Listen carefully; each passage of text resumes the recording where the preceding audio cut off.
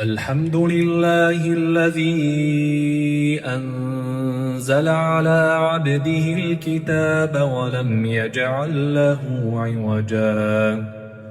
قيما لينذر بأسا شديدا من لدنه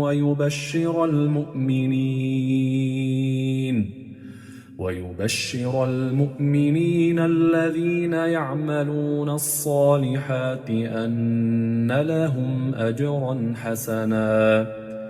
ماكثين فيه أبدا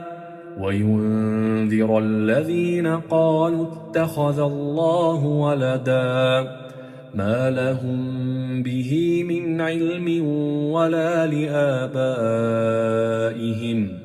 كبرت كلمة تخرج من أفواههم إن يقولون إلا كذبا.